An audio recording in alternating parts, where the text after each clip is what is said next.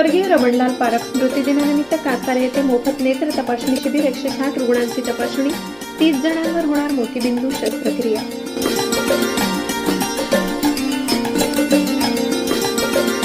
साक्री तालुक्यातील कासारे येथे 15 ऑगस्ट स्वातंत्र्य दिन आणि पारख परिवाराचे प्रेरणास्थान स्वर्गीय श्री रमणलाल सोनराज पारख यांच्या 6व्या स्मृती दिनानिमित्त पारख परिवार कासारे, साक्री व कांता लक्ष्मी शाह नेत्रालय नंदुरबार यांच्या संयुक्त विद्यमाने श्री बालाजी मंगल कार्यालयात मोफत नेत्र तपासणी व मोतीबिंदू ऑपरेशन शिबिराचे आयोजन करण्यात आले। कार्यक्रमाच्या सुरुवातीला श्रीमती शकुंतलाबाई पारख, वालचंद पारख, सुरेश पारख, सौ मंगला पारख, डॉक्टर हेमंत पारख आणि मनोज पारख यांच्या शुभ हस्ते स्वर्गीय रमणलाल पारख यांच्या प्रतिमेचे पूजन करून आदरांजली वाहण्यात आली। या प्रसंगी अध्यक्ष श्री वालचंद पारख, प्रमुख पाहुण्या श्रीमती शकुंतलाबाई पारख यांनी रुग्णांना नवीन दृष्टी मिळण्यासाठी शुभेच्छा दिल्या। निसर्ग मित्र समितीचे कार्याध्यक्ष व साक्री तालुका प्रवासी महासंघाचे अध्यक्ष सुरेश पारख यांनी ज्येष्ठ बंधू स्वर्गीय रमणलाल पारख यांच्या स्मृती व सामाजिक निष्ठा हीच आमची खरी प्रेरणा आहे अशा भावना व्यक्त केल्या।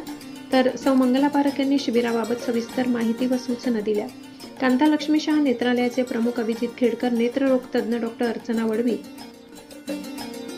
यांच्या मार्गदर्शनाने शिबिरात 160 रुग्णांची तपासणी करण्यात आली। त्यातील निवडक 30 रुग्णांना 19 ऑगस्ट रोजी विशेष बसने नंदुरबार येथे पाठवले जाईल।